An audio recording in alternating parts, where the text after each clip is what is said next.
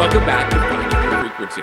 I'm Brian Sexton, joined as I always am by Dr. Josh Wilkerson of Restoring Mathematics. And he's got right next to him one of his top consultants, Sandy Schinetsky. Guys, how are you today? Yay. I am great. Besides how are putting you? on a show. We're fantastic. Look, we talk about helping people find their frequency, that place in life where everything is clear. And that's what you guys are obviously doing at Restoring Mathematics. Josh, you talk all the time about restoring faith in mathematics education. So discuss amongst yourselves, since you're in the same room, what that looks like when you're successful.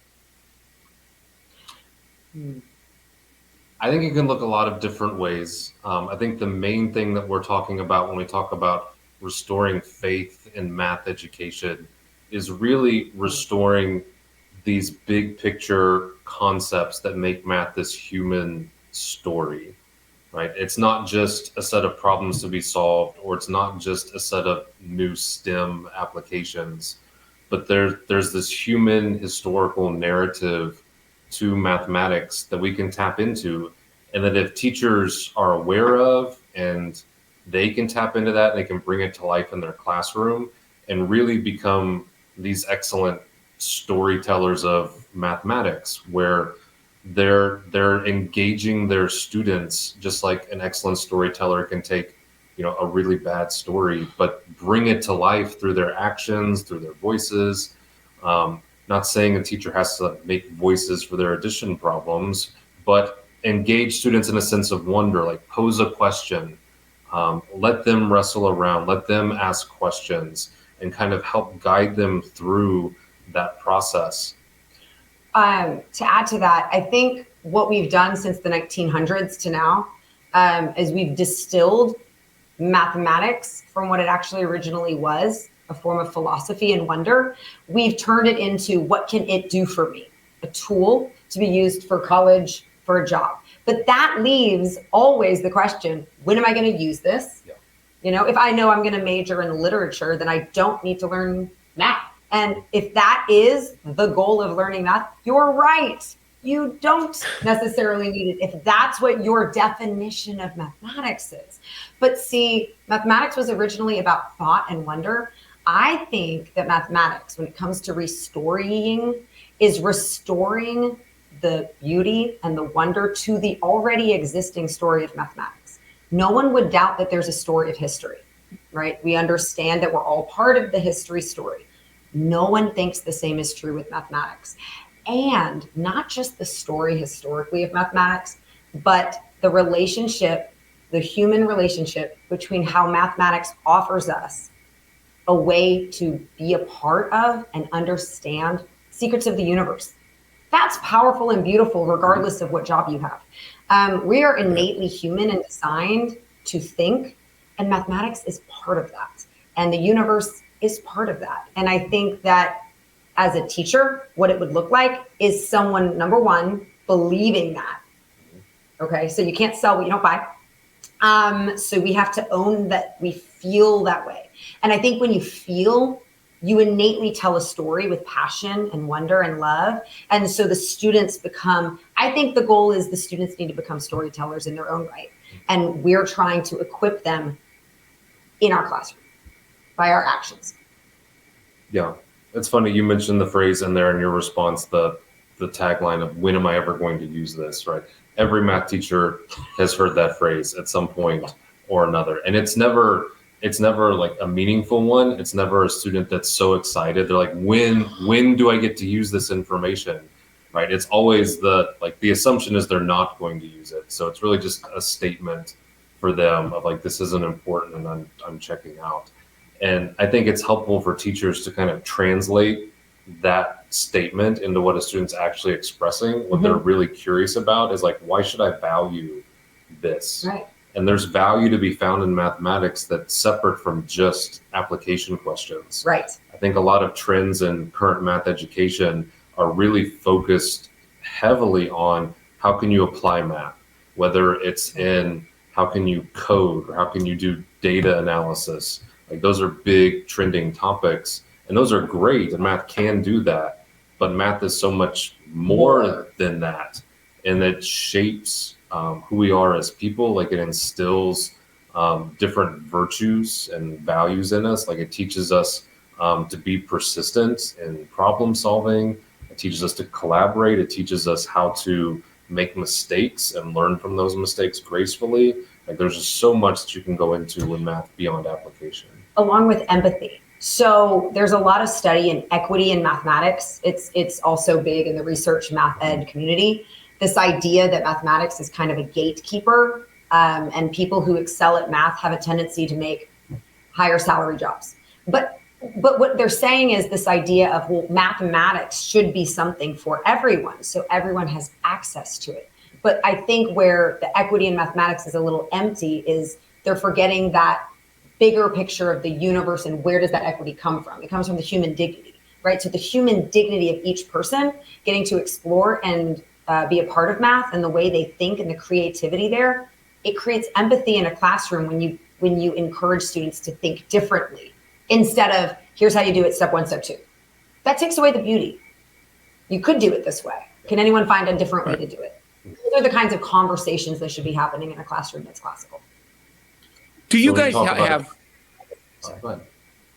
I know you. I'm sorry to interrupt, but do you have momentum at your back? We live in such a world. I'm from the sports world, and analytics has become a huge part of what we do in professional football, where I reside.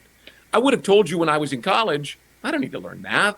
I'm a broadcaster, and yet baseball and football, they're all using it, and we're such a technological, mathematical world these days. It would seem that what you guys are doing is more important than ever. Exactly, because where's the morality, right? So we can teach someone to be number crunchers, but the goal of a classical education is to be virtuous as well as thoughtful. And so I think what we're trying to do is, what happens if somebody gets the tools, but not the awareness of what those tools mean? And so I think that when it comes to sports betting or whatever, people who are very skilled at numbers could also skew the data, present data in a certain way that's more winsome. And people who are not as familiar with math wouldn't be able to see, right, with the manipulation going on. So I think not only is it important for you to be successful just as an intelligent human being, I think we need to teach ethics, morals, virtue in mathematics. Right? When should we use these powerful tools? When is it really advantageous and helpful in a lot of ways to make good decisions? And then when do we also need to take a step back and really think about what we're doing? I think that's what we're trying. That's what we're trying to accomplish. So yeah, definitely the tools. But then when is it good? When is it maybe not a good idea? What are we fighting for? What's the ultimate goal of life in general? Those kinds of questions should exist in a classroom. Yeah. These are all great ideals, but I know you also have like some very practical things that you do in your classroom with your students, or that you train other teachers to do with their students to kind of work toward these ideals. Mm-hmm. So for any teachers that are coming across this and they're with you 100% on everything you just said, but they wonder like, what am I doing in my class tomorrow to work toward this? What are some ideas you have? Right. So the first one that I do, and this kind of is a big one for me, it's called a dialogue. I made it up. Like if you Google it, it's not like an official classical tenet. But basically my idea was, I think all of us who teach know that when we teach a subject, we really know it. We've known the questions that somebody, you're caught in the middle of teaching. Somebody asks you a question you've never thought of and you say, I don't know, let me think about that. That kind of, so when you teach something, you really know it. You're ready for the questions, you can kind of pull from it. So it occurred to me that if I could get my students to teach the material as a review before the test, right? So I've already they've already practiced, they taught, but now we're about to take the test. So right before the test, let's have you teach each other certain questions. And I give those questions to them at the beginning of the unit. It cultivates in them as they're going through the unit. They look at the questions. They realize I'm going to be up in front of the class. This is one of those moments where peer pressure could be advantageously. It exists anyways. So maybe we use it in a way that motivates the students to actually make sure they know what they're saying. Regardless of the motivation, it gets to a point where the students learn to ask the right questions, learn to think, learn to say, well, what if, and how about this? And is this right or no?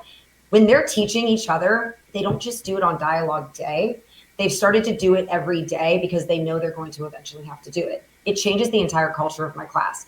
The students and the ideas that they present when they teach are always different than what I do. They're not little robots of saying exactly what I said. They always say it differently, and sometimes a lot better than I do. And that's the beauty of mathematics, where, like I said, you get to see a little bit of equity, and you get to realize that being a successful teacher doesn't mean you have to be the successful teacher. You're trying to cultivate storytellers. And the way to do that is to give them that opportunity more and more often, but in a way that's safe for them. And I think I've seen my test scores rise because of the use of dialogues, but also their relationship with each other rise because of the dialogues.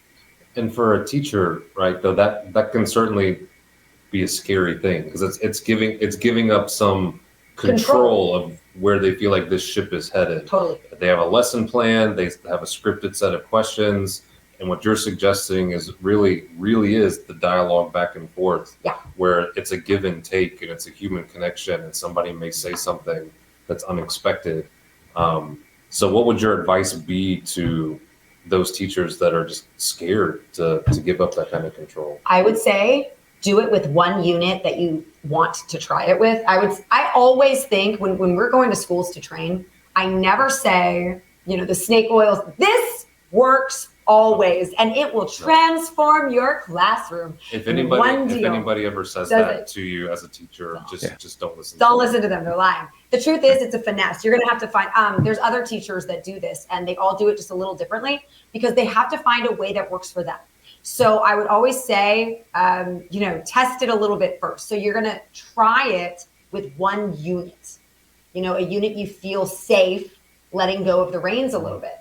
And again, see how it goes, see what didn't work so well. And always, and this one's really important, I think in a classical environment, we're respecting the students. You need to ask the class. I ask reflection questions on every test.